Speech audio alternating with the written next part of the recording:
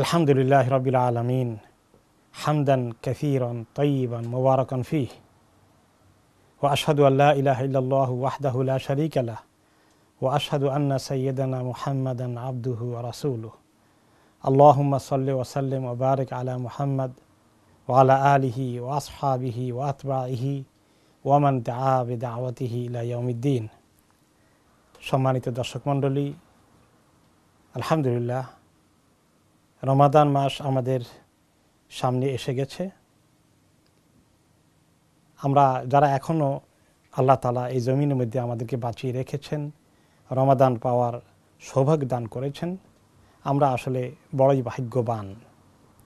কারণ আমাদের সঙ্গে গত রমাদানে অনেক লোকজন ছিলেন, আমাদের আত্মীয় স্বজন অথবা ভাই বন্ধু প্রতিবেশী, তাদের কেউ কেউ এই রমাদানের আগেই চলে গেলেন, আর কোনো দিন তাদের জীবনে রমাদান আসবে না। আলহামদুলিল্লাহ আমরা যারা বেঁচে আছি আল্লাহ তাআলার ইচ্ছায়, আমাদেরকে আল্লাহ তাআলা এই সুযোগ আবার এনে দিয়েছেন।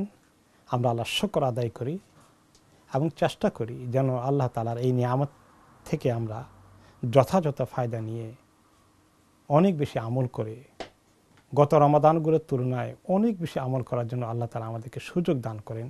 সেই দোয়া করি আল্লাহ তাআলার কাছে এবং একটু চেষ্টা করে নেই। দেশ বিদেশ থেকে অনেক প্রশ্ন এসেছে আমাদের কাছে রমাদান সংক্রান্ত মাসাইলগুলো নিয়ে। সেগুলো নিয়েই আজকে আসলে আমাদের আলোচনা। রমাদান সংক্রান্ত প্রশ্নগুলোর উত্তর সংক্রান্ত এই সেশনে আমরা আপনাদের সবাইকে স্বাগত জানাচ্ছি এবং আমরা আপনাদের প্রশ্নগুলোর দিকে একটা একটা করে যাবো এখন ইনশাআল্লাহ। প্রথম প্রশ্ন এসেছে, কত বছর বয়স থেকে রোজা ফরজ হয়? একটি গুরুত্বপূর্ণ প্রশ্ন। কত বছর বয়স থেকে রোজা রাখা ফরজ হয়? শরীয়তের বিভিন্ন হুকুমগুলো, রোজা, নামাজ সবগুলোই বালেগ হওয়ার পর থেকে ফরজ হয়ে যায়। বালেগ হওয়ার সঙ্গে সঙ্গেই ফরজ হয়ে যায়, যেটাকে আমরা সাবালক বলে থাকি। বালেগা কখন হয় ছেলে মেয়েরা? এটা হচ্ছে একদম প্রত্যেকের জন্য একটি নির্দিষ্ট বয়স নেই। 10 বছর থেকে 15 বছরের ভিতরেই অনেকেই সাবালক বা সাবালিকা হয়ে যায়।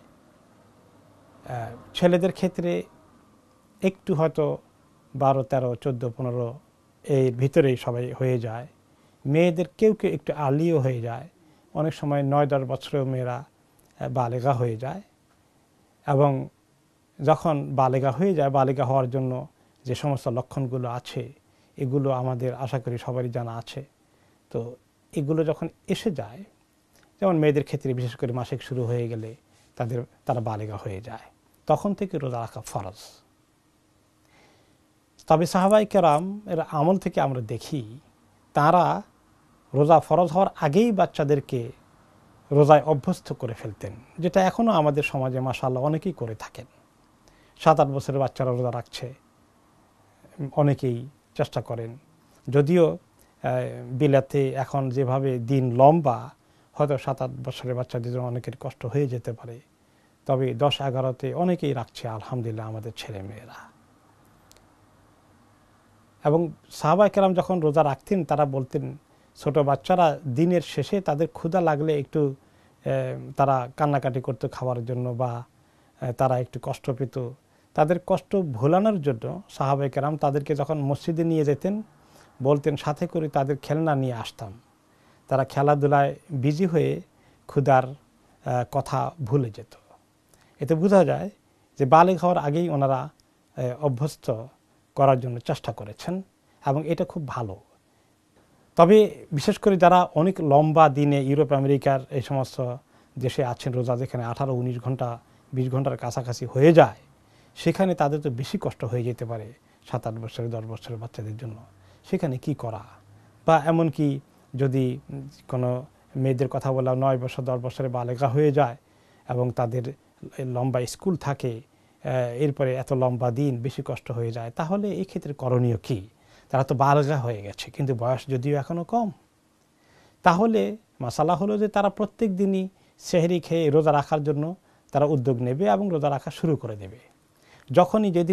যখনই ফিল করে যে অর্ধদিনের পরে বিকালবেলা 3টা, 4টা, 2টা যে আর পারা যাচ্ছে না, বেশি কষ্ট হয়ে যাচ্ছে, তখন তো বেশি কষ্ট হয়ে গেলে তখন তারা ওজরের মধ্যে পড়ে যায়, ওই সময় তারা রোজা ভেঙে ফেলবে। এরপরে শীতকালে যখন ছোট দিন আসে তখন কাজা করে নেবে। তো এই হচ্ছে কত বছর বয়সে রোজা রাখা উচিত সে সংক্রান্ত আলোচনা। এরপরে আমরা পরবর্তী প্রশ্নের দিকে যদি যাই, সেটা হচ্ছে যারা অসুস্থ, অনেক পিতামাতা সন্তানের স্বাস্থ্য খারাপ হয়ে যাবে এই জন্য রোজা রাখতে দেন না। এখন বালেগা হয়ে গেলে পিতামাতা যদি তাদেরকে রোজা রাখতে না দেন, তাহলে বাচ্চাদেরও ফরজ তরক হয়ে গেল এবং পিতামাতা এটা করা নিষেধ করার কারণে তাদেরও কবিরা গুনাহ হয়ে যাবে। তাহলে এর সমাধান হচ্ছে একটু আগে যেটা আমরা বলেছি, রোজা রাখা শুরু করে দেখ, এরপরে যেদিন তাদের সত্যি কষ্ট হয়ে যায়, কষ্ট হলে তো বড় মানুষের জন্য, মনে করেন একজন বড় মানুষ যিনি ভালো স্বাস্থ্যের অধিকারী, কিন্তু একদিন খুব তার সিরিয়াস ডিহাইড্রেশন শুরু হয়ে গেল, পানি শূন্যতা, গলা একদম শুকিয়ে ছটফট করছে, মাথা ভীষণ ধরে গেছে, কোনো অবস্থাতেই এখন তার ট্যাবলেট না খেলে তার মাথার যন্ত্রণা সহ্য করা যাচ্ছে না, তার জন্য রোজা ভাঙা জায়েজ হয়ে গেছে। তিনি অসুস্থতার ক্রাইটেরিয়াতে পড়ে গেছেন, রোজা ভেঙে ফেলবেন, খাওয়া দাওয়া করবেন এবং পরে এই রোজাকে আবার কাজা করবেন ছোট দিনে। এরকম বাচ্চাদের ক্ষেত্রে নিষেধ না করে বরঞ্চ তাদেরকে ফরজ হয়ে গেলে অবশ্যই রোজা রাখাতে অভ্যস্ত করতে হবে এবং রোজা রাখা শুরু করাই দিতে হবে। যখন বেশি কষ্ট হয়ে যায়, অসহ্য কষ্ট হয়ে যায়, তখন তাদেরকে ভাঙার জন্য সুযোগ রয়েছে। যারা অসুস্থ বা বয়স্ক তাদের জন্য রোজা কি ফরজ? এই প্রশ্নটা একটা অ্যাগেইন খুব জরুরি প্রশ্ন, কারণ অসুস্থতা তো মানুষের এসে যায়। অসুস্থতা দুরকম, একটা হলো যে সাময়িকভাবে অসুস্থ হয়েছেন এবং আশা করা যায় তিনি সুস্থতা লাভ করবেন, এরকম কেস যদি হয়ে যায় তাহলে তার জন্য অবশ্যই রোজা ভাঙ্গা জায়েজ আছে, ওষুধ খাবেন, খাবার দাবার করবেন যতক্ষণ সুস্থতা অর্জন না করছেন। সুস্থ হয়ে গেলে আবার যখন সুযোগ হয় বা ছোট দিনে কাজা করে ফেলবেন। আর যে অসুস্থতা পার্মানেন্ট, দীর্ঘমেয়াদী, অথবা সুস্থতা ফেরত আসার কোনো সুযোগ নেই, কোনো লক্ষণ নেই, একদম হতাশ অবস্থায় পৌঁছে গেছেন, এই অবস্থায় যে কদিন আল্লাহ হায়াত রাখে, তাহলে এই সমস্ত লোকদের জন্যে রোজা রাখার, কাজা করার সুযোগ যেহেতু নেই, তাদের জন্য আল্লাহ তাআলা ফিদিয়ার ব্যবস্থা করেছেন। ফিদিয়াতু তাআমু মিসকিন, মিসকিন খাওয়াইতে হবে। একজন মিসকিনকে 2 বেলা অথবা 2 জন মিসকিনকে 1 বেলা খাবার খাওয়িয়ে দেওয়া, এটা হচ্ছে ফিদিয়া। এখন অনেক সময় মানুষের পক্ষে খাবার খাওয়িয়ে দেওয়ার ইন্তেজাম করা কঠিন হয়ে যায়, বিশেষ করে এক দেশ থেকে আরেক দেশে দেওয়ার প্রশ্ন এসে যায়, অথবা সেহরি খাওয়ার জন্য তাকে উঠে নিয়ে আসা জটিল হয়ে যায়। বিধায় ওলামায়ে কেরাম কনসিডার করেছেন যে খাবারের পয়সা তাকে দিয়ে দিলে তার ফিদিয়া আদায় হয়ে যাবে। ফিদিয়ার পরিমাণ কত এই প্রশ্ন যদি আসে, প্রত্যেকটি দেশে যেখানে আমরা আছি সেখানকার জেনারেল স্ট্যান্ডার্ড, সাধারণ একটা মান অনুযায়ী প্রতি বেলায় কত খেতে লাগে। যেমন আমরা বিলেতে আমরা দিয়েছি যে 2 বেলা খেতে 5 পাউন্ড কমপক্ষে খরচ করা উচিত। বাংলাদেশে এখনকার স্ট্যান্ডার্ড আমার জানা নেই, মনে করেন প্রতি বেলা খেতে যদি 200 টাকা খরচ হয়, তাহলে 400 টাকা হবে। আমি একটা এক্সাম্পল দিচ্ছি, দেশে যারা আছেন তারা অবশ্যই আমাদের ইমাম সাহেবদের সঙ্গে যোগাযোগ করে বর্তমান রেটটাকে বা স্ট্যান্ডার্ডটাকে জেনে নেবেন। তবে এক্ষেত্রে আরেকটি ফতোয়া আছে, সেটা হচ্ছে যে 1 ফিতরা পরিমাণ দিয়ে দিলে হয়ে যায়, তবে এটা খুব মিনিমাম অ্যামাউন্ট আর কি। যেহেতু কোরআন শরীফে তাআম কথা এসেছে মিসকিন, যে গরিবদেরকে খাওয়ানোর কথা এসেছে, তখনকার জমানায় যেহেতু অভাব অনটন বেশি ছিল, সাহাবায়ে কেরাম তখন 1 সা অথবা হাফ সা পরিমাণ 3.5 কেজি অথবা 2.25 কেজি আটা বা চাল বা গম দিতেন 1 রোজার ফিদিয়া হিসাবে। কিন্তু ওলামায়ে কেরাম উৎসাহিত করেন যে যেহেতু খাবারের কথা কোরআনে পাকে এসেছে, শুধু চাল বা চালের মূল্য, আটা বা আটার মূল্য দিলে তো পুরো খাবার হলো না, খাওয়ার জন্য তো হয়তো একটু গোশত বা মাছ বা তরকারি এগুলো লাগে। কাজেই একটু পরিমাণটাকে 1 বেলা খেতে যত খরচ হয় সেই পরিমাণটাকে ধরা উচিত। পরবর্তী প্রশ্ন যেটা এসেছে সেটা হচ্ছে রমাদান মাসে কোরআন খতম করার নিয়ত করে তা না করতে পারলে গুনাহ হবে কি না? না করতে পারলে গুনাহ হবে না। তবে কোরআনের খতম করা এটা কিন্তু একটা বড় সুন্নত কাজ। নবী করিম সাল্লাল্লাহু আলাইহি ওয়াসাল্লাম হযরত জিবরাইল আলাইহিস সালামকে নিয়ে কোরআনের খতম করতেন, যতটুকু নাজিল হয়েছে ততটুকু খতম করতেন।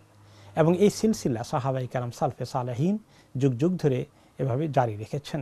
এবং ওলামায়ে কেরাম, আইম্মায়ে কেরাম, ইমাম মালিক রহমতুল্লাহ আলাইহি থেকে সরাসরি রিওয়ায়াত এসেছে, অন্যান্য ইমামদের কাছ থেকেও, যে ওনারা রমাদান মাস আসলে ফিকহের ক্লাস, হাদিসের ক্লাস, তাফসিরের ক্লাসকে বন্ধ করে দিতেন এবং সবাই তখন কোরআন নিয়ে বসে যেতেন, কোরআনের আমলে ব্যস্ত হয়ে পড়তেন, একাধিক খতম করতেন।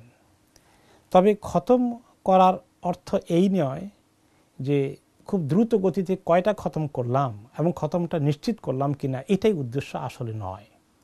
কোরআন তেলাওয়াত করার যে আদব আছে সে আদাবগুলোকে রক্ষা করা, কোরআন তেলাওয়াতের জন্য তাজবিদের যে আহকামগুলো আছে সেগুলোকে রক্ষা করা, ধীরে সুস্থে এবং কিছু আমার বুঝে আসে এরকম যদি সুযোগ পাওয়া যায়, নিজের ভিতরে কোরআনের যে আসর হওয়া, কোরআনের তেলাওয়াতের যে ইবাদতের খুশু পয়দা হওয়া, এগুলো কিন্তু দরকার আছে।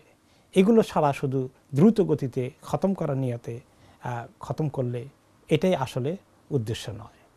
কোরআন পাকের তেলাওয়াতের উদ্দেশ্য হচ্ছে মানুষের মধ্যে তার একটা অ্যাকশন হবে, মানুষের মধ্যে তার আসর হবে, প্রতিফলিত হবে। এরপরে আপনি খতম যদি নাও করতে পারেন, আপনি চেষ্টা করেছেন, 5 পারা বাকি থেকে গেছে, এত পেরেশানির কোনো কারণ নেই। অনেককে দেখা যায় আর একদিন আছে, আমার 5 পারা 7 পারা রয়ে গেছে, আমি খতম করতেই হবে। তখন চোখ মুখ বন্ধ করে এই যে শুরু করে দিলাম, দ্রুত গতিতে শেষ করার জন্য পেরেশান হয়ে গেলাম, কোনো খুশু সুযোগ নেই, শুধু খতম করার চিন্তা। এটার কোনো দরকার নেই। আপনি 20 পারা পর্যন্ত পৌঁছেছেন, 25 পারা পর্যন্ত পৌঁছেছেন, 28 পারা পর্যন্ত পৌঁছেছেন, অসুবিধা নেই। বাকিটা আপনি ঈদের দিনে, ঈদের পরে করে শেষ করেন, খতম হয়ে গেল, কোনো অসুবিধা নেই। তবে এটা ঠিক রমাদান মাসে বেশি করে সময় বরাদ্দ করা দরকার কোরআন তেলাওয়াতের জন্য। এর সঙ্গে রিলেটেড প্রশ্ন এসেছে, কোরআনের অর্থ না বুঝে শুধু খতম দিলে কতটুকু সওয়াব হবে?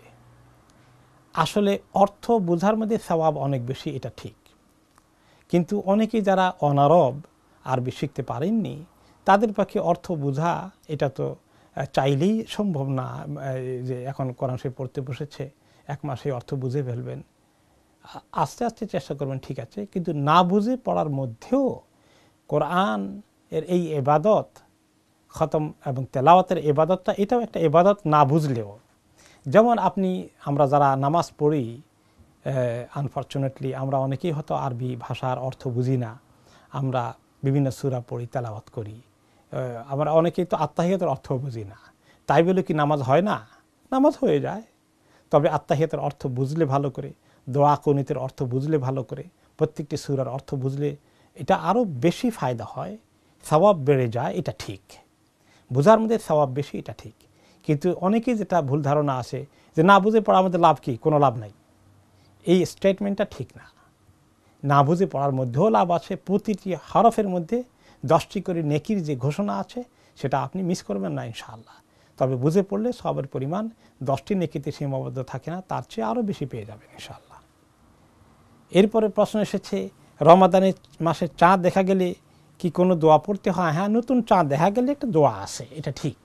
এবং সে দোয়াটা হাদিস শরীফে যেভাবে রেওয়ায়েত এসছে সেটা হচ্ছে, আল্লাহু আকবার, আল্লাহুম্মা আহিল্লাহু আলাইনা বিল আমনি ওয়াল ঈমান ওয়াস সালামাতি ওয়াল ইসলাম ওয়াত তাওফীক লিমা তুহিব্বু রাব্বানা ওয়া তারদা রব্বুনা ওয়া রাব্বুকাল্লাহ। একটা সুন্দর দোয়া। অর্থ হচ্ছে আল্লাহু আকবার, অর্থ তো আমরা বুঝি আল্লাহ অনেক বড়, মহান। আল্লাহ এই চাঁদকে আমাদের প্রতি, এই হেলালকে আমাদের প্রতি আপনি নিয়ে আসেন নিরাপত্তা এবং ঈমান সহকারে,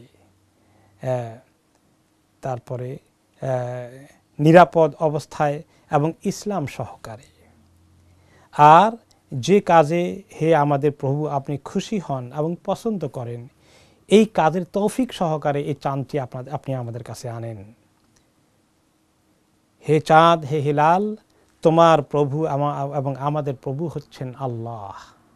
তাহলে আল্লাহ তাআলার সঙ্গে একটা নতুন করে সম্পর্কের নবায়ন করা হয়। এই চাঁদ দেখে আমরা ইবাদত করার জন্য আল্লাহর কাছে তৌফিক চাই, ইবাদত করার জন্য আল্লাহ তাআলার কাছে এবং সেই পরিমাণ ঈমান এবং নিরাপত্তা আমরা চাই চাঁদ দেখে।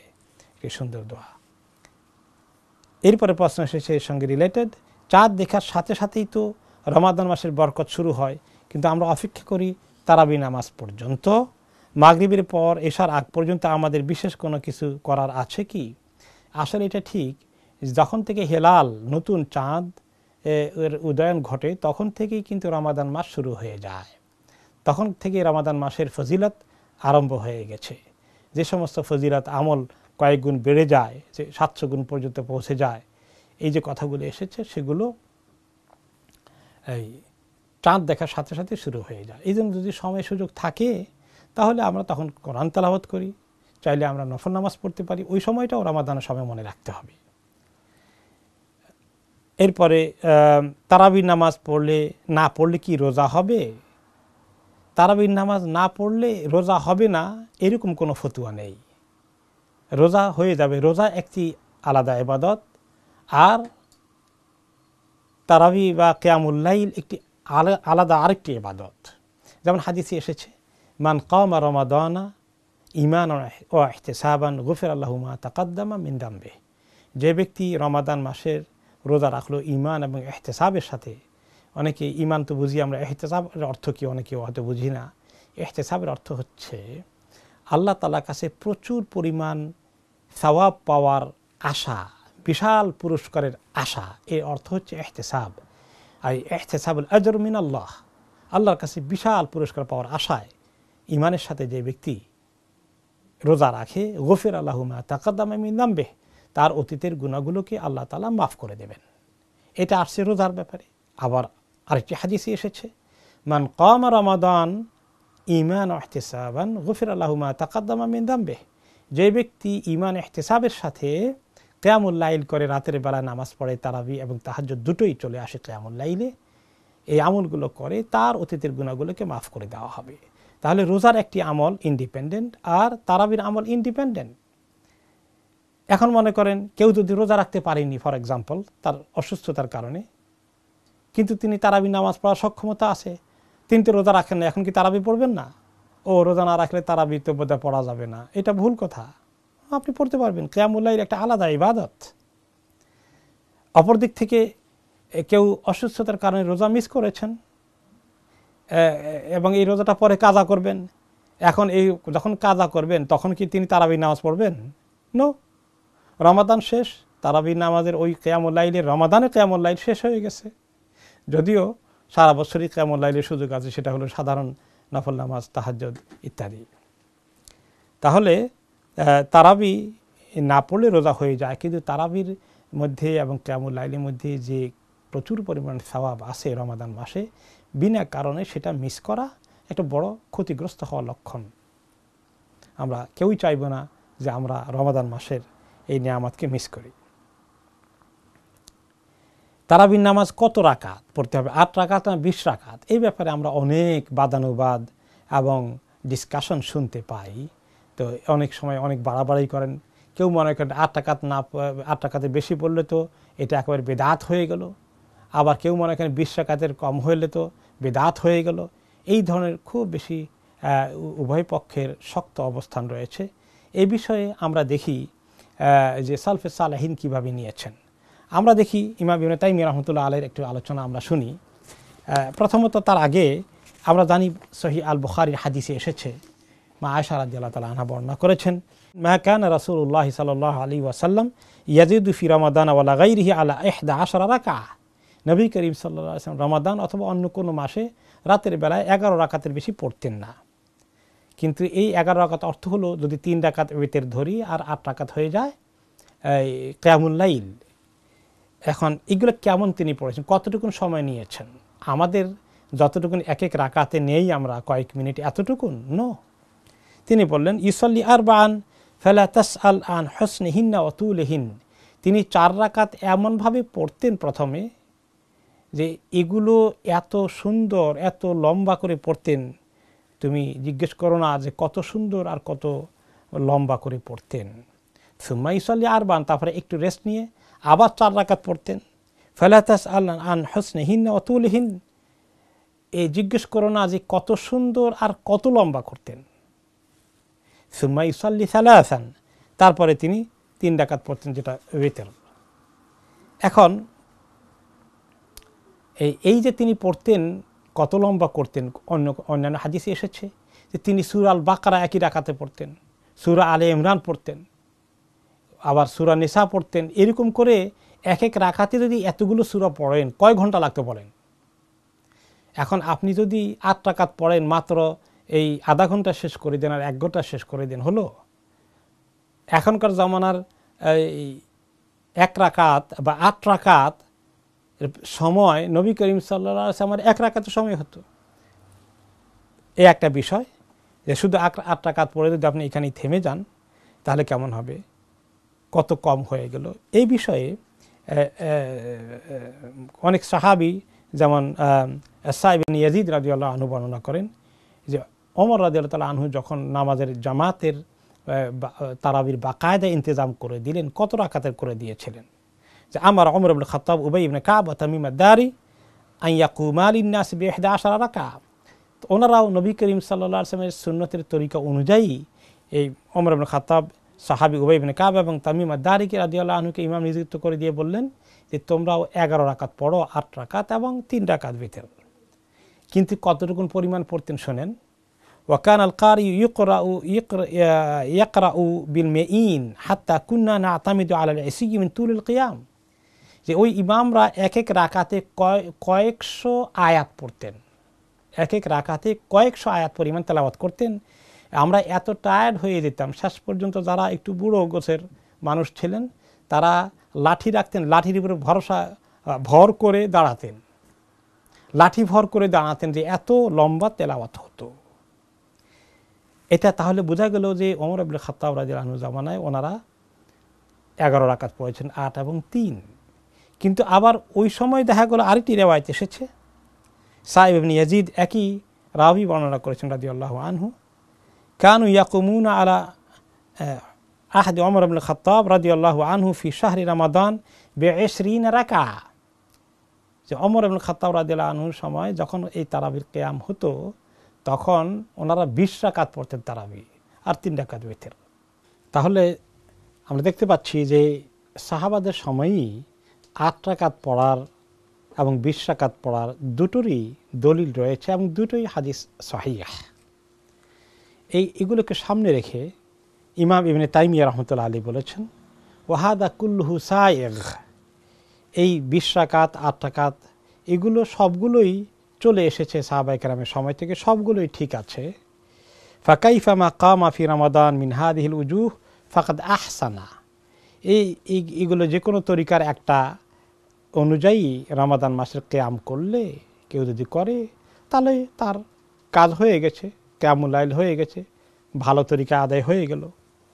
তিনি আরও বলেছেন, ওয়ালা ইকরাহু শাইউম মিন যালিক, এখন কেউ 8 রাকাত পড়লে সেটাকে সমালোচনা করা অথবা কেউ 20 রাকাত পড়লে সেটাকে সমালোচনা করা কোনোটাই ঠিক নয়।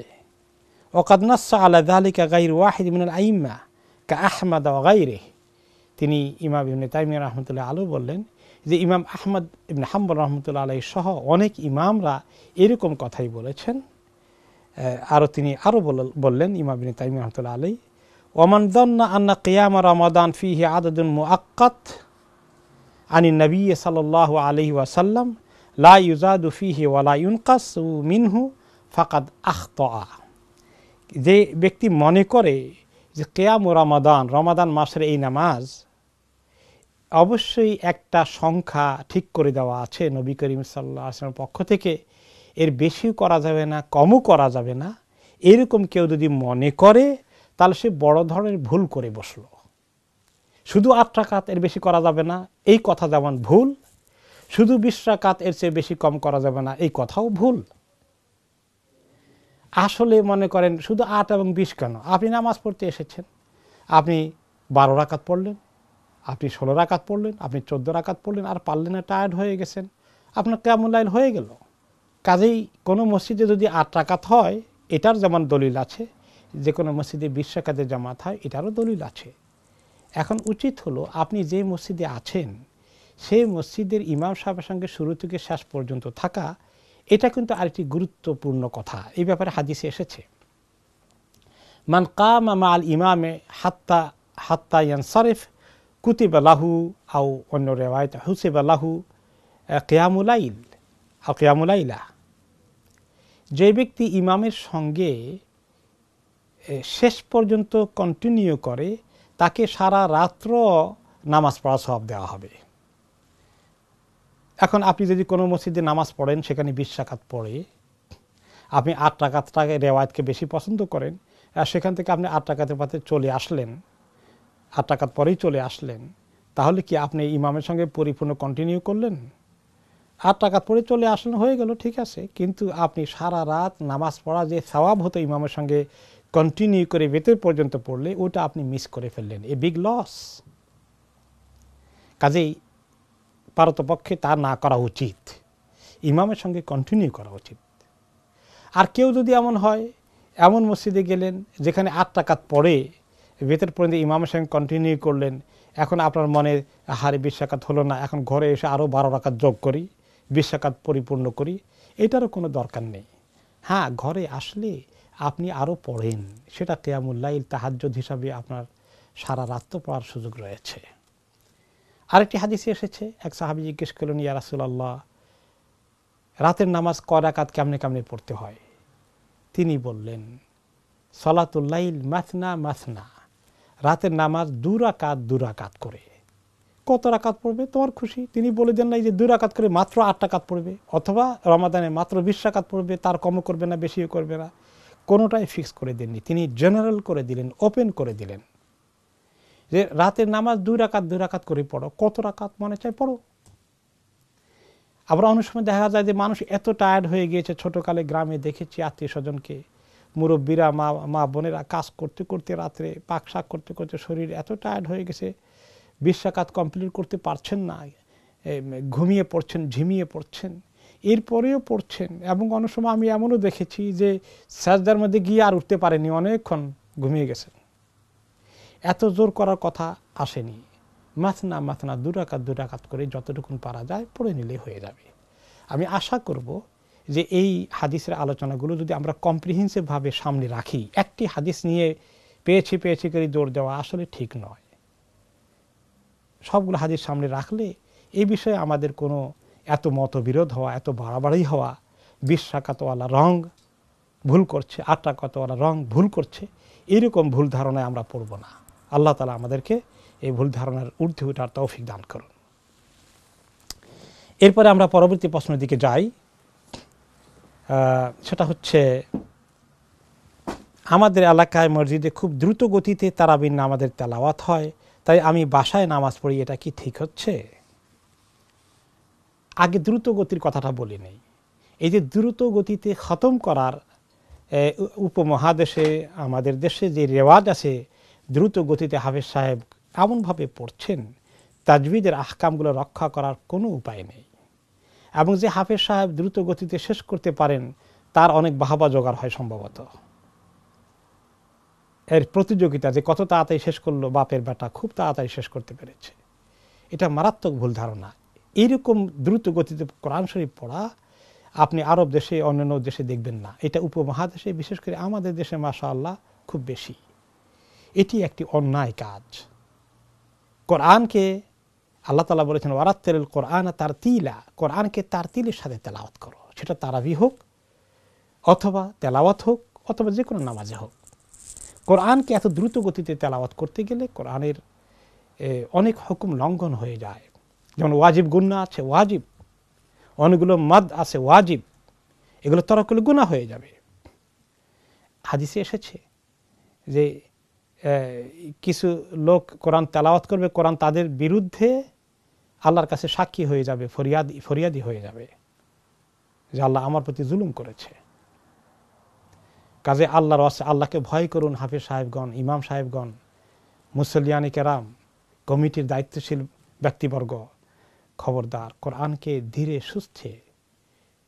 তেলাওয়াত করুন, খুশুর সাথে তেলাওয়াত করুন, দ্রুত গতিতে খতম করার এই চিন্তা করবেন না। যারা 1 ঘন্টার বেশি সময় দিতে রাজি নন, তাহলে আপনারা খতম তারাবিতে গিয়েছেন কেন? আপনারা ছোট সূরা দিয়ে পড়েন।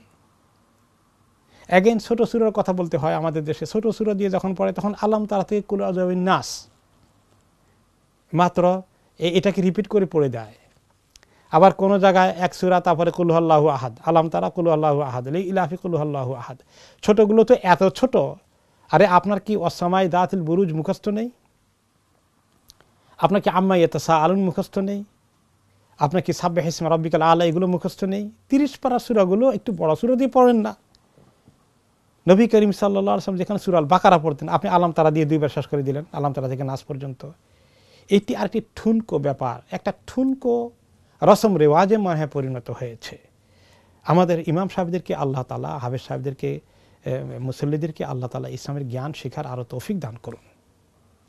তাহলে এখন তারাবির নামাজ কেউ যদি জামাতে না পড়েন, যে মূল প্রশ্ন যেটা এসেছিল, তাহলে কি তার তারাবি হবে না? হয়ে যাবে, গুনাও হবে না জামাত তরক করার কারণে অনেক ইমামের দৃষ্টিতে। তবে প্রতি রাকাত নামাজে জামাতে পড়ার কারণে কত গুণ সওয়াব বেশি হয় আমাদের জানা আছে। 25 গুণ অথবা 27 গুণ, 2 রকম রিওয়ায়াত হাদিসে এসেছে। আর তারাবি ফরজ না হলেও 25 রাকাত বা 27 রাকাতের পাবেন, তারাবির সাইজ অনুযায়ী পাবেন, সেটা সুন্নত, সেই অনুযায়ী পাবেন। তারাবির নামাজের পরে যখন বিতর পড়ে ফেলি আমরা, বিতর পরে কি আবার তাহাজ্জুদ পড়া যাবে? কারণ আরেকটি হাদিস এসেছে, রাসূলুল্লাহ সাল্লাল্লাহু আলাইহি ওয়াসাল্লাম ইরশাদ করেছেন যে তোমরা তোমাদের রাতের নামাজ পড়লে আখিরি নামাজটা বিতর করে ফেলো। তোমাদের তাহাজ্জুদ ইত্যাদি পড়ার ইচ্ছা কামনা থাকলে বিতরটাকে শেষ দিয়ে নিয়ে যাও। সেই হিসাবে আমরা যখন অন্যান্য সময়ে তাহাজ্জুদ পড়ি রেগুলার, যাদের আল্লাহ তাআলা তৌফিক দান করেছেন, তাদের জন্য ভালো আমল হচ্ছে বিতরটাকে তারা তাহাজ্জুদের পরে পড়বেন। আর যারা মনে করেন যে রেগুলার তাহাজ্জুদ তো পড়ি না, মাঝে মধ্যে মিস হয়ে যায়, তাহলে কি করা যায়? আবার ভিতর রেখে দিলাম লেটে, তখন ফজরের সময় হয়ে গেলে মুশকিল। তাহলে তাদের জন্য শোয়ার আগে পড়াটা উত্তম সময়। আর যারা সঙ্গে সঙ্গে এশার পরে পড়ে ফেলেন, সুন্নত পড়েই ভিতর পড়ে ফেলেন, সেটাও আদায় হয়ে যায়, সওয়াবের দিক থেকে কম হয়। এখন যখন জামাতে আপনি তারাবির সঙ্গে ইমাম এর সঙ্গে আছেন, তারাবি পড়ছেন ইমামের সাথে, সেখানে ভিতর তো মিস করা যাবে না, আপনি ভিতর পড়ে ফেলেন। জামাতের সঙ্গে পড়ার কারণে ভিতরের নামাজে আপনি 1 রাকাতে 25 থেকে 27 রাকাতে সওয়াব পেয়ে যাবেন, এটা মিস করবেন না। এখন ভিতর পড়া হয়ে গেলে আপনার আর তাহাজ্জুদ পড়া যাবে না এমন কোনো নিষেধাজ্ঞা নেই, পড়তে পারবেন। রাসূলুল্লাহ সাল্লাল্লাহু আলাইহি ওয়াসাল্লাম ভিতর কে শেষ রাকাত শেষে পড়তে বলেছেন, কিন্তু তিনি নিজেও মাঝে মধ্যে 2 রাকাত পড়তেন ভিতর পড়ার পরে, যেটাকে আমাদের দেশে হালকি নফল বলে অনেকে। কোনো সময় তিনি, সব সময় না, কোনো সময় তিনি ভিতরের পরে 2 রাকাত নামাজ পড়তেন, বসে পড়তেন। তাও তো অনেকেই বসে পড়াকে সুন্নত মনে করে, কিন্তু এর ব্যাখ্যায় ওলামায়ে কেরাম বলেছেন যে বসে পড়াটা সবার জন্য সুন্নত এবং সওয়াব বেশি, এটা মনে করা ঠিক নয়। কারণ তিনি 2 কারণে পড়েছেন। যে কেউ যদি মনে করে তাহাজ্জুদ পড়ার আগেই ভিতর পড়ে ফেলেছেন, এখন বা তাহাজ্জুদ পড়লেন তারপরে ভিতর পড়লেন, এখন আরও সময় আছে, আর কি নামাজ পড়তে পারবেন না, একেবারে নিষেধ নয়, মনে চলে পড়তে পারবে, সেই জন্য ওই 2 রাকাত পড়ে তিনি দেখালেন যে তাহাজ্জুদের পরেও আরও পড়া যায়, চাইলে ভিতরের পরেও তাহাজ্জুদ পড়া যায় কন্টিনিউ করলে, ওয়াক্ত থাকলে। এটা একটা। আর 2 নম্বর হচ্ছে, কেউ যদি টায়ার্ড ফিল করে, একটু বয়স হয়ে গিয়েছে, নফল নামাজ বসে পড়তে চায়, সেটা জায়েজ আছে। এটার জন্যই তিনি 2 রাকাত বসে পড়েছেন। এই নয় যে ওই 2 রাকাত বসে পড়া জওয়ান বুড়া সবার জন্যই সুন্নত, এটা আরেকটি মিসআন্ডারস্ট্যান্ডিং। তিনি আরেকটি হাদিসে বলেছেন, যে ব্যক্তি দাঁড়িয়ে নামাজ পড়ে, যে ব্যক্তি বসে নামাজ পড়ে, সালাতুল কাঈদে নিসফু সালাতুল কাঈম, আও কামা ক্বালা আলাইহিস সালাতু ওয়াস সালাম, বসে নামাজ পড়লে তিনি অর্ধেক সওয়াব পাবেন। 2 রাকাত নামাজ যদি আপনি বসে পড়েন নফল, তাহলে অর্ধেক সওয়াব পাবেন, আর দাঁড়িয়ে পড়লে তার ডবল পাবেন। আর এখান থেকে আমাদের দেশে আরেকটি মিসআন্ডারস্ট্যান্ডিং, রং প্র্যাকটিস হচ্ছে যে জোহরের পরে, মাগরিবের পরে, এশার পরেও 2 রাকাত নফল পড়বে, সেটাও বসে বসে পড়তে হবে জওয়ান মানুষকেও। অন্যান্য দেশের লোকেরা এগুলো দেখে হাসে, কি ব্যাপার জওয়ান মানুষ, তুমি বসে নামাজ পড়লে কেন? তুমি অসুস্থ কিনা। এটা ভুল ধারণা। আপনি যদি নফল পড়বেন তা আপনি দাঁড়িয়ে পড়েন, তাহলে আপনি ডবল সওয়াব পেয়ে যাবেন। এরপরে আমরা আরেকটি প্রশ্নের দিকে যাই, সেটা হচ্ছে তাহাজ্জুদের নামাজের সময় কখন শুরু হয়, এটা তাহাজ্জুদ সংক্রান্ত, এবং কত রাকাত পড়তে হবে। তাহাজ্জুদের নামাজ কত রাকাত, এইভাবে ওই মা আয়েশার হাদিস যেটা সহিহ আল বুখারীতে এসেছে, সেখানে তো 8 রাকাতই কথাই এসেছে। অবশ্য দিনের বেলায় কাজা করলে তিনি 12 রাকাত পড়েছেন, এই ব্যাপারে হাদিস এসেছে। এগেইন যদি 8 রাকাত তাহাজ্জুদ হয় সারা বছর, তাহলে ঠিক আছে, তাহলে তারাবি পড়ে ফেললে তো 8 রাকাত তো চলে গেল, তাহলে কি আর তিনি নামাজ পড়তে পারবেন? তো যারা বলেন শুধু 8 রাকাতই পড়তে হয় তারাবি, তাহলে তাহাজ্জুদ যাবে কোথায়? তাহলে তাহাজ্জুদ নেই আর। এটা ঠিক নয়। তাহাজ্জুদ আপনি পড়তে পারবেন, কিন্তু 8 রাকাতই পড়তে হবে, এর বেশিও পড়তে পারবেন না, কমও পড়তে পারবেন না তা নয়। আপনার সময় নাই বা টায়ার্ড, 2 রাকাত পড়েন, 4 রাকাত পড়েন, 6 রাকাত পড়েন, 8 রাকাত পড়েন। 8 রাকাতের পরে যদি আপনার হাতে সময় থাকে, why not to have more. আপনি চাইলে আরও বেশি পড়তে পারবেন, কেউ আপনাকে নিষেধ করতে পারবে না। কোনো হাদিস নিষেধ করার কোনো সুযোগ নেই। নবী করিম সাল্লাল্লাহু আলাইহি ওয়াসাল্লাম পড়েছেন, এদের বলেছেন। তিনি কি বলেছেন খবরদার তাহাজ্জুদ 8 রাকাত, তিনি লম্বা করতেন বিদায় এত রাকাত কম হয়েছে। যেহেতু আমরা এত লম্বা করি না, কাজে আমাদের জন্য সংখ্যা বাড়ানো যাবে না, কমানো যাবে না, এরকম ফিক্স করার কোনো সুযোগ নেই। সময়টা শুরু হয়ে যায় মধ্যরাতের পরেই উত্তম সময়, মাঝরাতের পরেই 12টার পর থেকেই। তবে রাতের শেষ 3 ভাগের 1 ভাগ, শোভে সাতেকের আগে 1-2 ঘন্টা, 2-2.5 ঘন্টা, এই টাইমটা তাহাজ্জুদের সবচেয়ে উপযুক্ত সময়। কারণ এই সময় আল্লাহ তাআলা আরশ আযীম থেকে দুনিয়ার আকাশে নেমে এসে মানুষকে ডেকে বলেন, হে আমার বান্দারা, কার কি চাওয়ার আছে আমার কাছে চাও, কার কি হাজত আছে আমার কাছে চাও, কে গুনাহ করেছ, ভয় অস্থির আছো, আমার কাছে মাপ পেতে চাও, আমার কাছে দরখাস্ত দাও। এই সময় আল্লাহ তাআলা ডেকে ডেকে বলেন। সেই সময়ে সাড়া দেওয়া তাহাজ্জুদ পড়াটা হচ্ছে সর্বোত্তম সময়, এবং রাসূলুল্লাহ সাল্লাল্লাহু আলাইহি ওয়াসাল্লাম ওই সময়টাই সাধারণত বেছে নিতেন তাহাজ্জুদের জন্য। তবে যাদের পক্ষে এরকম ওঠা সম্ভব নয়, কেউ মিস করে ফেলবেন, শোয়ার আগে কি তাহাজ্জুদ পড়া যায়? জায়েজ আছে। এশা পড়া হয়ে গেলে তারপরে যত নামাজ পড়েন সবগুলো কিয়ামুল লাইলের অ্যাকাউন্টে চলে যায়, জায়েজ আছে, পড়তে পারেন আপনি চাইলে। তারপরে প্রশ্ন এসেছে, অনেকেই তারাবির নামাজ পড়েই খেয়ে ঘুমিয়ে যান, ফজরের নামাজ পড়েন না, সেহরিও খান না, তাদের রোজা হবে কি? রোজার জন্য সেহরি খাওয়া শর্ত নয়, তবে যদি তাদের প্ল্যান থাকে যে আগামীকালকে আমি রোজা রাখবো, এরকম এর মধ্যে কোনো ঘাটতি না থাকে এই নিয়তের মধ্যে, সেহরি খাননি, ফজরও পড়েননি, আল্লাহ মাফ করুন, তাহলে তাদের রোজা হয়ে যাবে। কিন্তু সেহরি খাওয়ার আলাদা বরকত এবং সওয়াব আছে, সেটা মিস করবেন।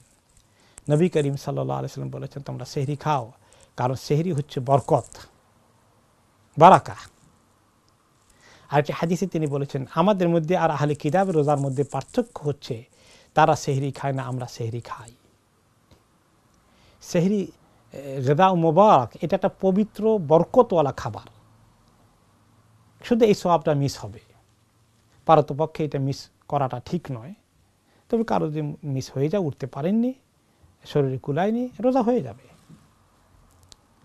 সেহরির জন্য এতগুলো খেতে হবে নট নেসেসারি।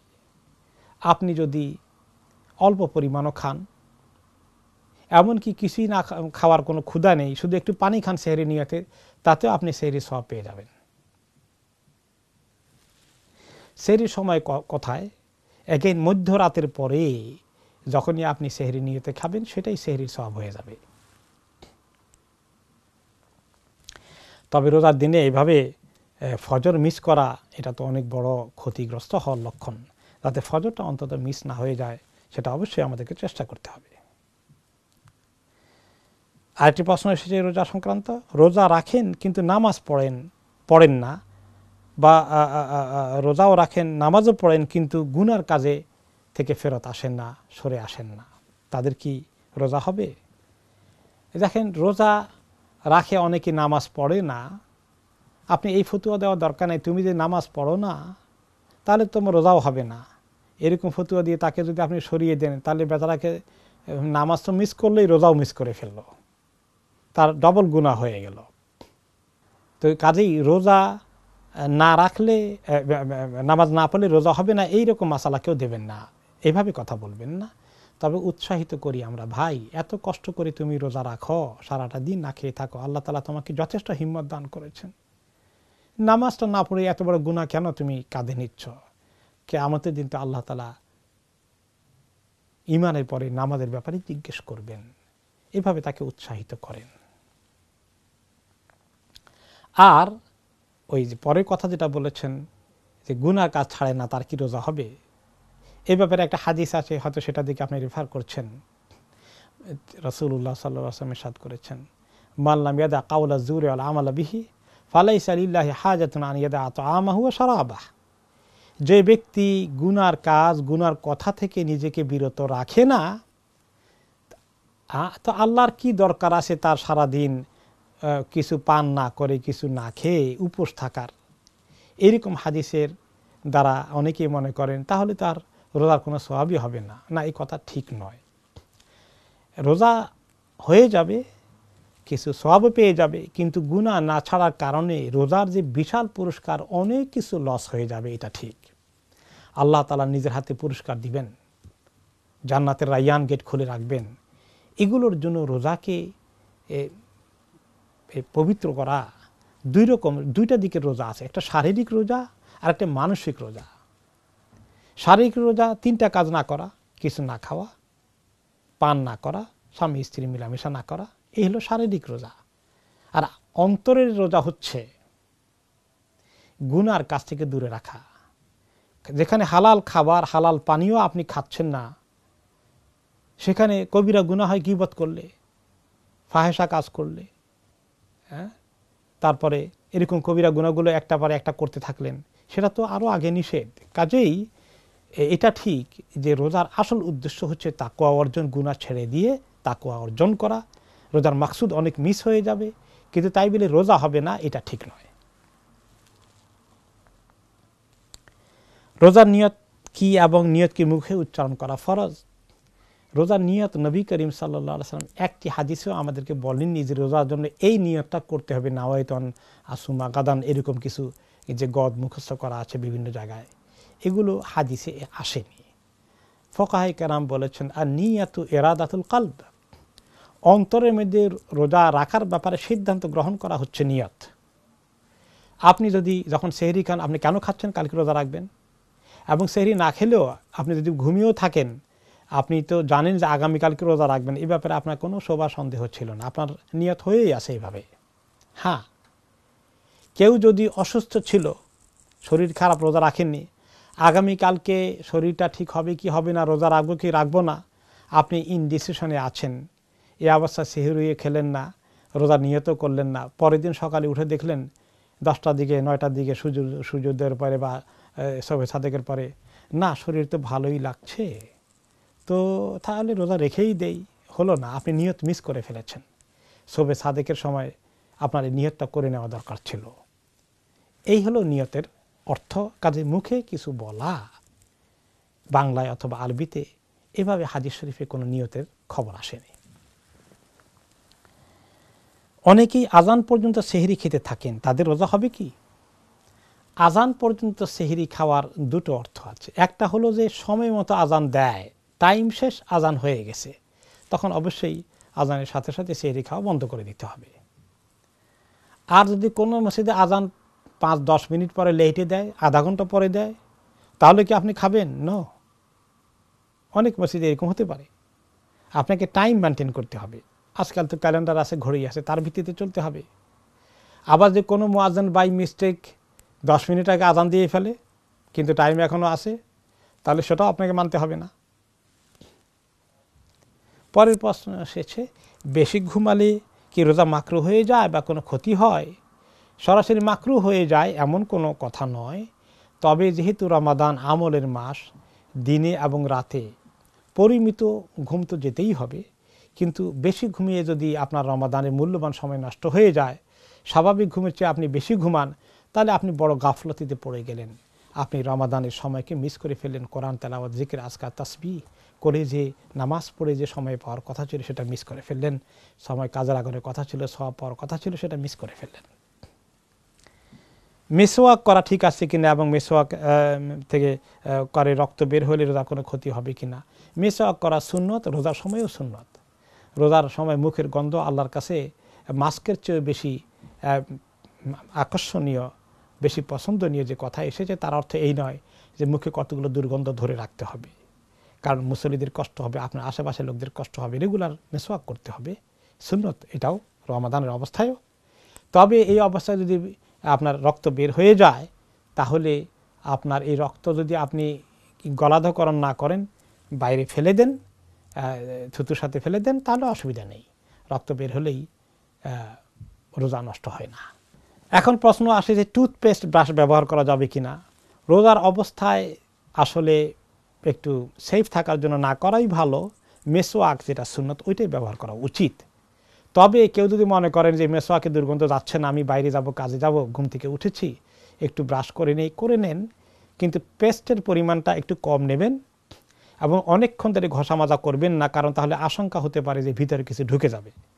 ভিতরে যদি না ঢুকে আপনি অল্প সময়ের ভিতরে অল্প পরিমাণ নিয়ে কুলি করে ফেলে দেন তাহলে টুথপেস্ট ব্যবহার করা যেতে পারে। অনেকে মনে করেন যে টুথপেস্টে একটু মিষ্টি লাগে, একটু স্বাদ আছে, যে বা টাচ পেয়ে গেল, এটা ক্ষতি হবে কি না, না এটা ক্ষতি হবে না। যেমন নাকি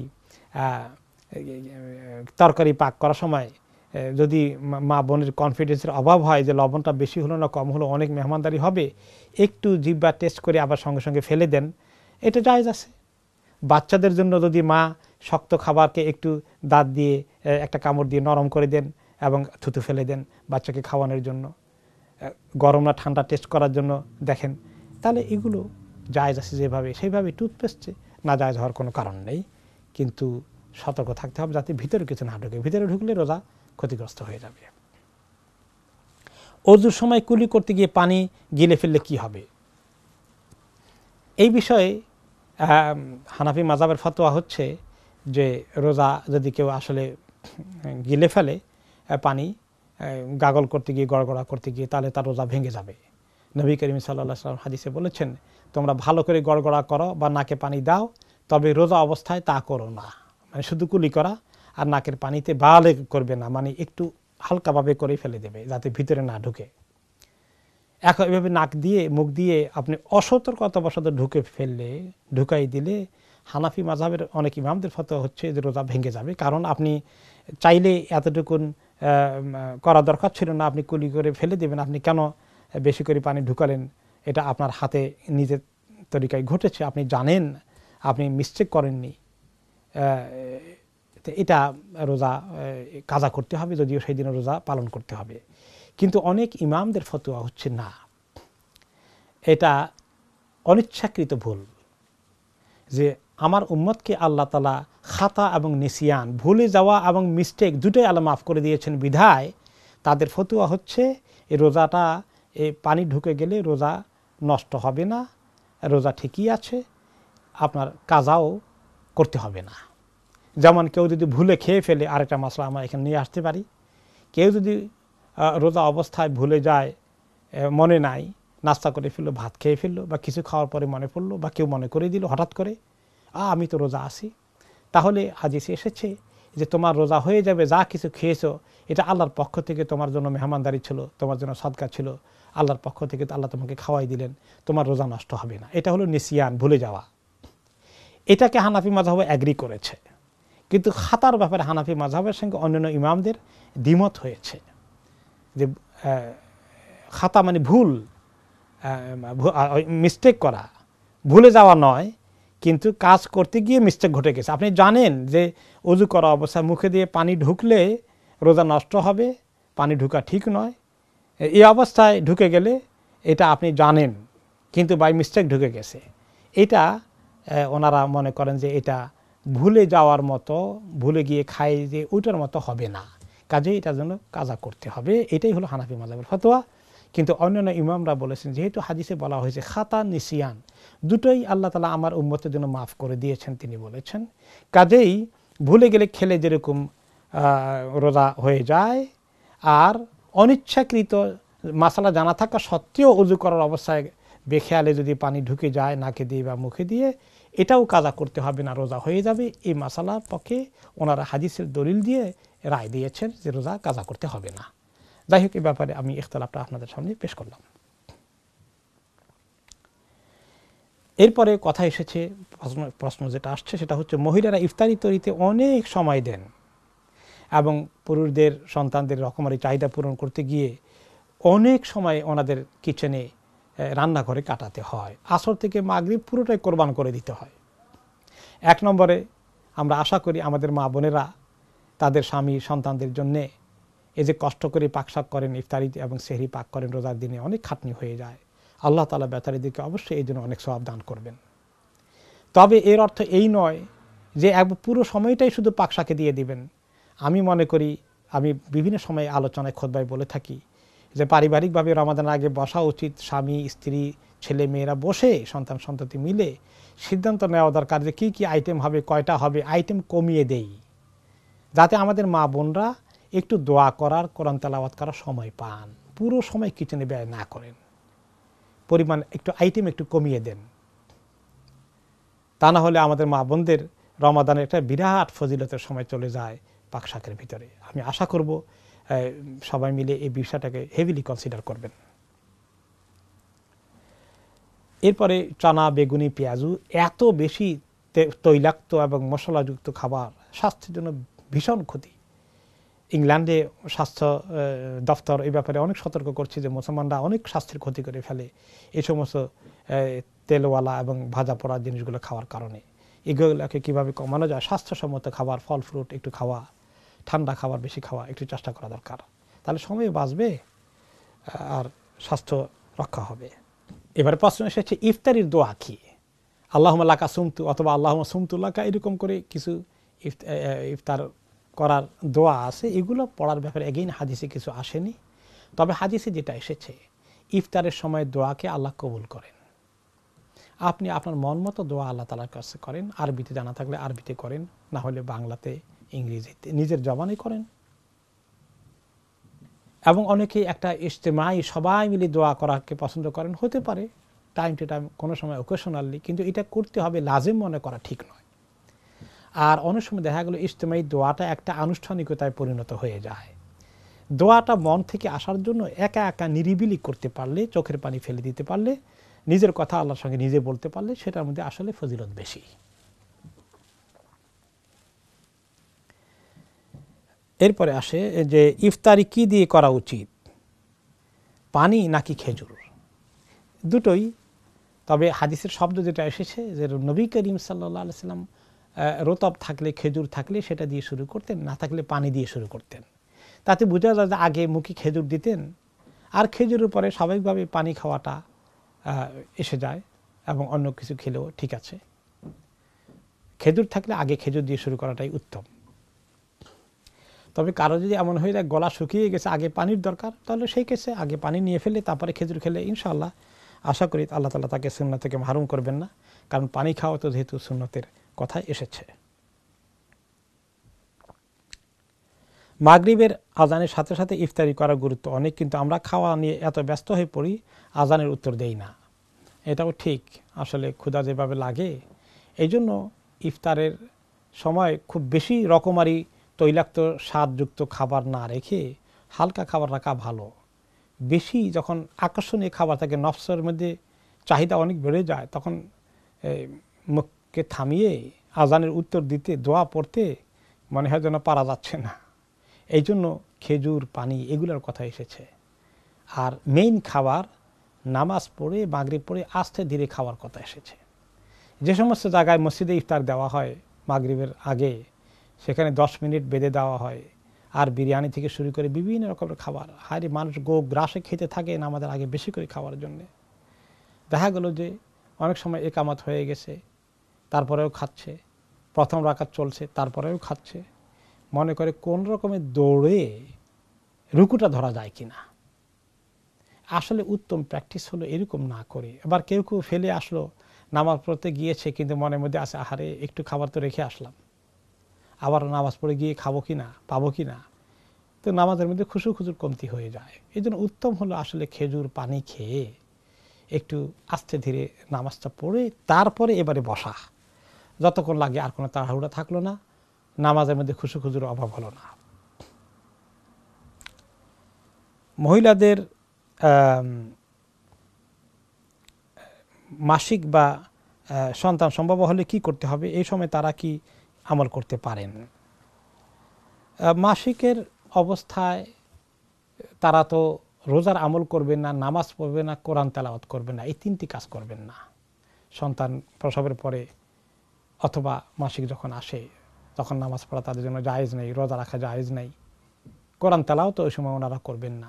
এছাড়া ওনাদের রমাদানের সময়কে ওনারা কিন্তু বেকার নষ্ট করবেন না। ওনারা দোয়া, ইস্তেগফার, জিকির, তাসবিহ, দরুদ শরীফ পাঠ করা, এগুলোকে ওনাদের বড় ইবাদত মনে করবেন। এগুলাকে হালকা মনে করা ঠিক না। অনেক মহিলারা মনে করে হায়রে আমার মাসিক এসেগুলো, আমার রমাদানের আমলে আর কিচ্ছু হলো না। অনেকে মনে করে লাইলাতুল কদরে শেষ 10 দিন আহা এমন সময় এসে গেল, মন খুব খারাপ হয়ে যায়। এক নম্বরে মন খারাপ করা গুনাহ হবে, কারণ আল্লাহ তাআলা আপনার জন্য এই সিস্টেম করে দিয়েছেন। আল্লাহর সিস্টেমকে আপনি মেনে নিতে হবে আলহামদুলিল্লাহর সাথে। কিন্তু আল্লাহ তাআলা আপনাকে ইবাদত থেকে মাহরুম করেননি। 1 ঘন্টা 2 ঘন্টা 3 ঘন্টা আপনি বসেন কিবলামুখী হয়ে, জানাজা মুসাল্লার মধ্যেও বসেন, পারলে আল্লাহকে ডাকেন। কত তাসবিহ আছে, লা ইলাহা ইল্লাল্লাহু ওয়াহদাহু লা শারীকা লাহু 100 বার পড়েন, সুবহানাল্লাহ আলহামদুলিল্লাহ বহুবার জিকির করেন, দরুদ শরীফ বহুবার পড়েন, হিসনুল মুসলিম দোয়ার কিতাব নিয়ে অনেকক্ষণ পর্যন্ত পড়েন। আপনার এই তো ইবাদত। তো এই তাসবিহ, জিকির, দোয়া, ইস্তিগফার এবং দরুদ শরীফের ইবাদত দিয়ে আপনি আপনার সময়কে পুরো কাজে লাগান। আপনি রমাদান থেকে মাহরুম হননি, আপনি লাইলাতুল কদর থেকে মাহরুম হননি, দুঃখ পাবেন না। এইভাবে আপনি অনেক সময় ইবাদত করেন। হ্যাঁ, মহিলাদের যখন মহিলারা সন্তান সম্ভব থাকেন অথবা তাদের সন্তান জন্ম হয়েছে, দুধ খাবে, এখন এই অবস্থায় রোজা রাখতে হবে কি হবে না, এই ব্যাপারে একটা মাসালা প্রায় আসে, প্রশ্ন আসে যে মহিলারা যদি মনে করেন দিন অনেক লম্বা, গর্ভবতী অবস্থায় রোজা রাখতে গেলে নিজের কষ্ট হবে অথবা পেটের সন্তানের কষ্ট হবে, তাহলে তারা রোজা ভেঙে ফেলবেন এবং এর পরে যখন সুস্থ হয়ে যাবেন শীতকালে ছোট দিনে কাজা করে ফেলবেন। ঠিক তেমনি দুধ খাওয়ানো শিশুকে যদি মনে করা হয় দিন লম্বা হওয়ার কারণে দুধ শুকিয়ে যাবে, বাচ্চা দুধ পাচ্ছে না, তাহলে বাচ্চার স্বাস্থ্যের প্রতি লক্ষ্য করে রোজা ভাঙতে পারবেন, খাওয়া দাওয়া করবেন এবং পরে রোজাটাকে কাজা করে ফেলবেন শীতকালে। তবে সব মহিলার ক্ষেত্রে এটা কমন নয়। অনেক মহিলার স্বাস্থ্য অনেক ভালো আছে মাশাআল্লাহ, তাদের বাচ্চার দুধও এফেক্ট হয় না অথবা গর্ভ অবস্থায় তারা ম্যানেজ করতে পারেন এবং দিন ছোট আছে শীতকাল, সে তখন রাখাই উচিত। এটা দেখতে হবে আপনার সিচুয়েশন অনুযায়ী আপনি সিদ্ধান্ত নেবেন। আর যদি এমন হয় যে মহিলা এমন দুর্বল, আসলে পরে সুস্থ হলেও তিনি রোজা রাখা তার জন্য ভীষণ কষ্টের কারণ হয়ে যায়, আসলে শরীর খুব দুর্বল, তাহলে সেক্ষেত্রে ইবনে আব্বাস এবং ইবনে ওমর রাদিয়াল্লাহু আনহুর ফতোয়া অনুযায়ী তারা যদি ফিদিয়া আদায় করে দেন আর রোজা কাজা না করেন জায়েজ আছে। তবে দেখতে হবে যে এই ফতোয়াটা যারা ভালো সুস্বাস্থ্যের অধিকারী মহিলা তাদের জন্য এই ফতোয়াটা গ্রহণ না করা উচিত, বরঞ্চ তাদের জন্য কাজা করা উচিত। রোজা রেখে কি কিছু খেয়ে ফেললে কি আবার রোজা রাখতে হবে? ভুল করে কিছু খেয়ে ফেললে, এটা আমরা একটু আগে বলেছি যে রোজা আর অবস্থায় ভুলে খেয়ে ফেললে রোজা হয়ে যায়। আর তবে যখনই মনে পড়ে তখনই থামিয়ে দিতে হবে, আর একটু শেষ করে ফেলি না, তা হবে না, তাহলে আর রোজা হবে না। রোজা রেখে কি ইনসুলিন নেওয়া যায়? ইনসুলিনের যে কোনো ইনজেকশন নেওয়া যায়, ইনজেকশনের রোজা ভাঙে না, শুধুমাত্র স্যালাইন নিতে গেলে রোজা ভেঙে যায়। রান্না করার সময় সামান্য তরকারি টেস্ট করলে রোজা ভাঙে না? ভাঙে না। বমি হলে বা নাক দিয়ে রক্ত হলে কি রক্ত বের হলে কি রোজা কি করণীয়, রোজা কি ভেঙে যায়? বমি হলে যদি মুখের থেকে আবার বমিকে ফেরত গলাধঃকরণ না করেন অথবা নাকের রক্ত যদি আবার টেনে ভিতরে না ঢুকান, তাহলে আপনার রোজা ঠিক আছে, রোজা ক্ষতিগ্রস্ত হবে না। দুর্ঘটনা শরীরে কোনো অংশে কেটে রক্ত বের হলে কি রোজা হবে? রোজা হয়ে যাবে। তবে যদি অতিরিক্ত রক্তক্ষরণ হয় আপনার রোজা ভাঙ্গা উচিত, যাতে করে আপনি দুর্বল না হয়ে পড়েন এবং আপনার স্বাস্থ্যের জন্য হুমকি না হয়ে যায়। শবে কদরের রাত কবে, এটা অনেকেই আমাদের দেশে মুখস্থ করা আছে 27শে রমাদান।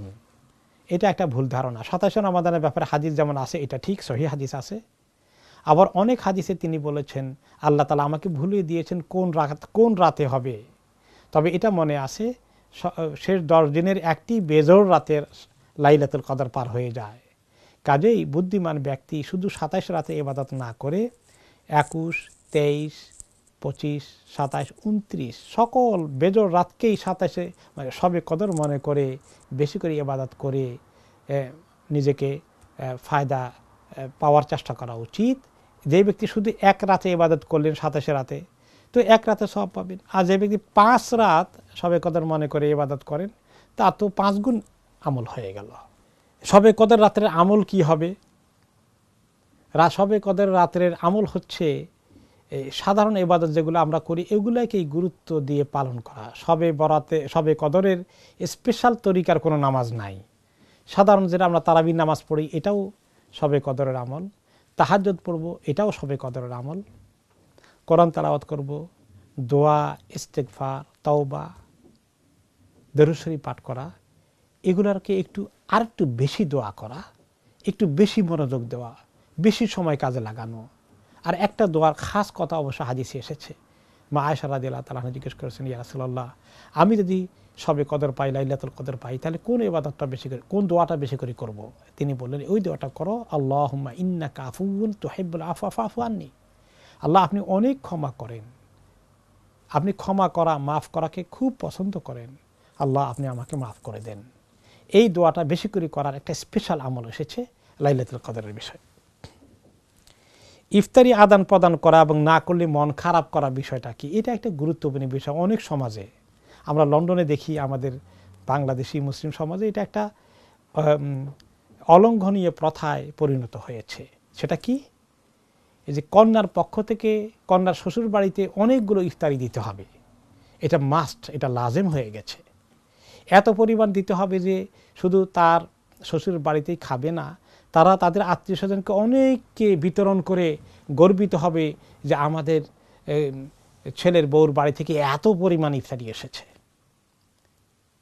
এবং এটা করতে গিয়ে দেখা যায় অনেকগুলো খাওয়া হয় এবং অনেকগুলো ইফতারি পরের দিন সকালে ডাস্টবিনে ফেলে দিতে হয়।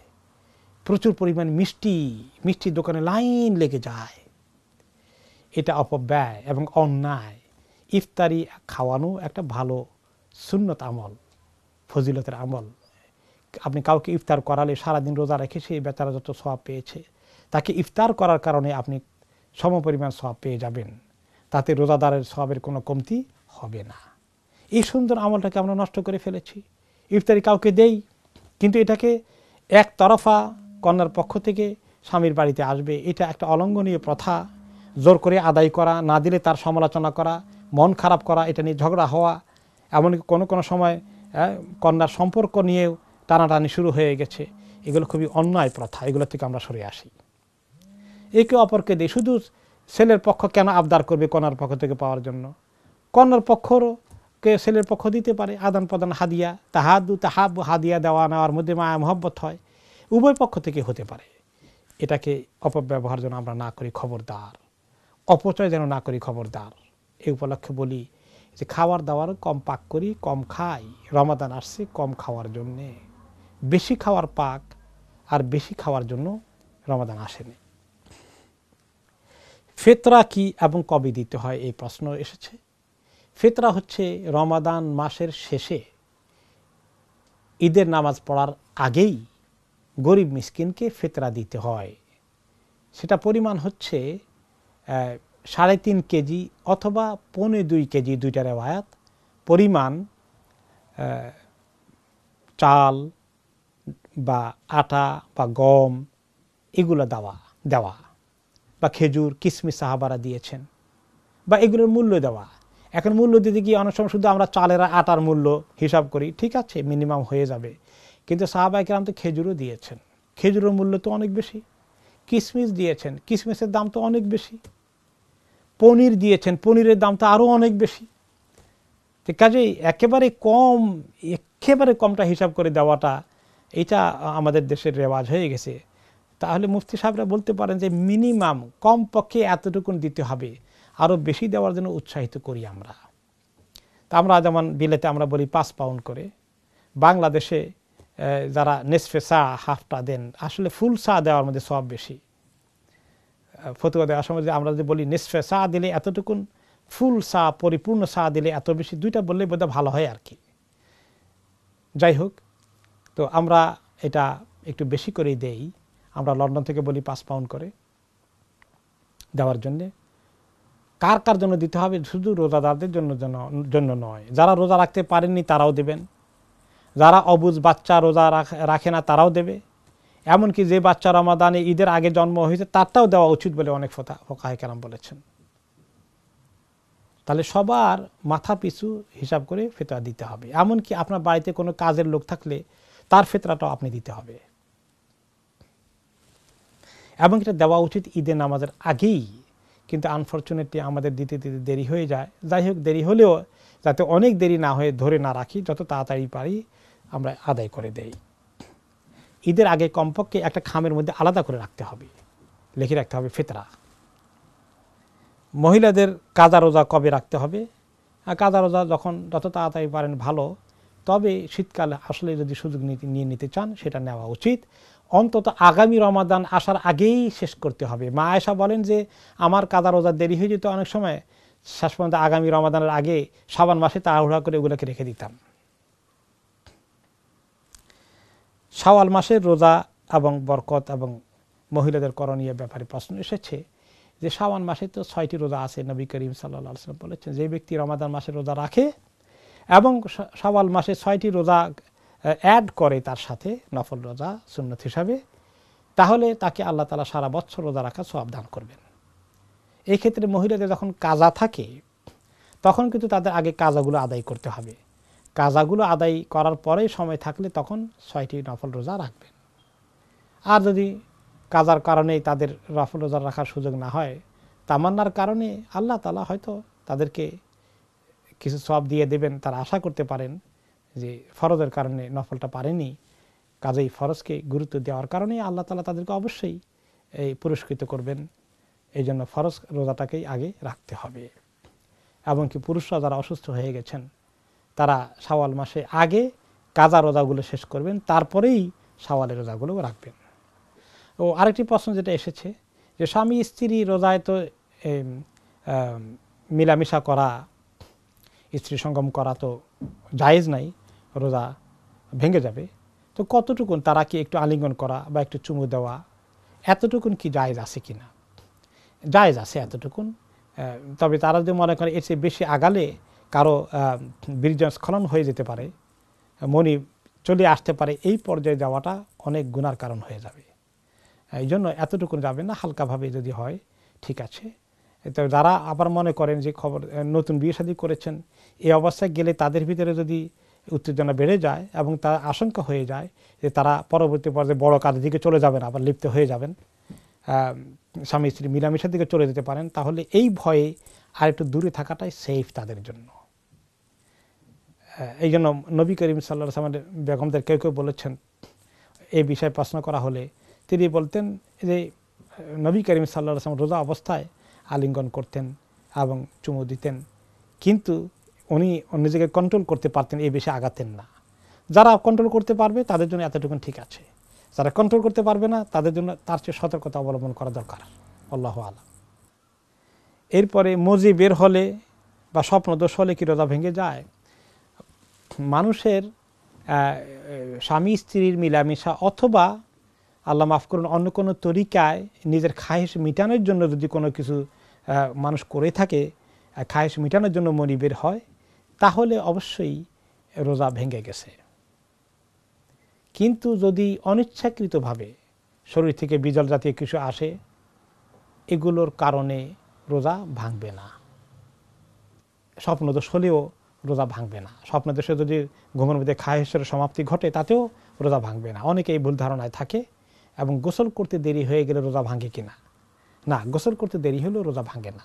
এমনকি স্বামী স্ত্রী মিলামেশা হয়েছে বা স্বপ্নদোষ হয়েছে বা একজন মহিলা তার মাসিক শেষ হয়ে গেছে শবে সাদেকের আগেই, কিন্তু গোসল করতে দেরি হয়ে গেছে বিধায় রোজা নষ্ট হবে না, আপনি রোজা হয়ে যাবে। যখনই গোসল করেন পাক হয়ে যাবেন। তবে ফজরটা দেরি করার কারণে তো অবশ্যই আপনি ক্ষতিগ্রস্ত হলেন, যাতে করে সতর্ক থাকা দরকার যাতে করে ফজরটা মিস না হয়ে যায়। আমরা রোজার মাসালা তো জানলাম, এখন আসলে যে রোজার শিক্ষা, আসলে সারা বছর যে গুনাহ করি ওই গুনাহ থেকে কমানোর জন্যই আল্লাহ তাআলা রোজা দিয়েছেন, তাকওয়া অর্জন করার জন্য। গুনাহ থেকে বেঁচে তাকওয়া ঠিক করব। রমাদানের পরেও যেন গুনাহ থেকে দূরে থাকি, তাহলেই লাআল্লাকুম তাত্তাকুন, আল্লাহকে ভয় করার এই শিক্ষা রমাদানে আমরা পেলাম। কিন্তু রমাদানের পরেই যদি আবার গুনার দিকে ফেরত চলে যাই, তাহলে তাকওয়া অর্জন করলাম না, রমাদানের শিক্ষা থেকে মাহরুম হয়ে গেলাম। এটা একটা জরুরি বিষয় যে রমাদানের পরেই যেন আমরা আল্লাহর কাছে দোয়া করি যে আল্লাহ, রমাদানের আমলটা যে পর্যায়ে এসেছে, গুনাহ থেকে যতটুকু দূরে থেকেছি, আল্লাহ আবার আমাদেরকে পুনরায় গুনার দিকে ফেরত নিও না। যারা পুনরায় গুনার থেকে ফুল স্পিডে ফেরত চলে যান, তাদের রমাদান কবুল হয়নি, এটা তার প্রমাণ। আর যাদের আমল উন্নত হয়েছে রমাদানের পরে, তাদের মধ্যে তাকওয়া এসেছে এবং রমাদানের আমল কবুল হয়েছে, এটা তার দলিল। এরপরে আমরা ঈদের আমল বলেই শেষ করি। ঈদ উল ফিতর আমলটা হচ্ছে যে তাকবীর পড়া সুন্নত। রাত্র থেকেই আসলে ঈদের চাঁদ উঠলেই তাকবীর পড়া অনেক ইমাম রেকমেন্ড করেছেন। বিশেষ করে ঈদের দিকে যাওয়ার সময় তাকবীর পড়া, গোসল করা ভালো করে সুন্নত, এরপরে আতর লাগানো সুন্নত, সুন্দর নতুন পোশাক থাকলে বা যে কোনো সুন্দর পোশাক পরে যাওয়া সুন্নত, ঈদের দিন সকালবেলা কিছু মিষ্টি খেয়ে যাওয়া সুন্নত, কোরবানির ঈদে না খেয়ে যাওয়া সুন্নত, আর রোজার ঈদে খেয়ে যাওয়া সুন্নত। এক রাস্তা দিয়ে যাওয়া, আরেক রাস্তা থাকলে সেটা দিয়ে আসা, এটাও আরেকটি সুন্নত। ঈদের নামাজে আগে কোনো নফল নামাজ না পড়া, এটা সুন্নত। নফল নামাজ পড়া ঠিক নয়, মাকরু হয়ে যায়। এই কতগুলো সুন্নত আমল ঈদের দিনে। তারপরে নিজের আত্মীয় স্বজনকে দেখা সাক্ষাৎ করা, যোগাযোগ করা, যাওয়া আসা করা, মেহমানদারি করা, এটাও একটা সুন্নত আমল, ভালো। আর ঈদের দিনে আনন্দ ফুর্তি করতে গিয়ে গুনাহ করা, এটা একটি বড় গুনাহ। আমাদের দেশে ঈদের দিনে সিনেমা হলগুলোতে নতুন ছবি ছাড়া হবে, সেটা দেখার হিড়িক পড়ে যায়। এটা ঈদের দিনে একটা আমল হয়ে গেছে, নাউযুবিল্লাহ। খবরদার, ঈদের দিনে হিন্দি ফিল্ম জোগাড় করা, এটা আরেক রেওয়াজ হয়ে গেছে। শয়তান থেকে জেহাদ করে রোজা রাখলাম, আর ঈদের দিনে শয়তানকে আলিঙ্গন করে ফেললাম যে আবার তোমার রাস্তায় চলে এসেছি। এটা খুব বড় অপরাধ হয়ে যাবে, আপনার আমল নষ্ট হয়ে যাবে। খবরদার, ঈদের দিনে সিনেমা, হিন্দি ফিল্ম এগুলো থেকে দূরে থাকেন। ঈদের দিনে আল্লাহ তাআলাকে বেশি করে ডাকেন। তাকবীরের অর্থ আল্লাহকে বেশি করে ডাকা। ঈদের দিনে এই সমস্ত দেশে, আমাদের এই লন্ডনে আমরা দেখি ছেলে মেয়েরা দলে দলে ঘুরে বেড়ায়, জয় ড্রাইভিং করে, কার হায়ার করে, পুরস্কার হায়ার করে তারা যে ধরনের জয় ড্রাইভিং করে, বিপজ্জনক, অনেক সময় অ্যাক্সিডেন্ট করে মারা যায়। এগুলো করা ঠিক না। এগুলো বিভিন্ন বদ রেওয়াজ শুরু হয়ে গেছে। ঈদের দিনে মেয়েরা বেপর্দা হয়ে ঘোরাফেরা করে রাস্তায়, এগুলো ঠিক নয়। ঈদের দিন আল্লাহ দিয়েছেন আনন্দ ফুর্তি করার জন্য, কিন্তু হালাল তরিকায় করতে হবে। গুনার তরিকা আনন্দ ফুর্তি করে গেলে শয়তানের তরিকা হয়ে গেল। আল্লাহ রাব্বুল আলামিন আমাদেরকে তৌফিক দান করুন। আসসালামু আলাইকুম ওয়া রাহমাতুল্লাহি ওয়া বারাকাতুহু।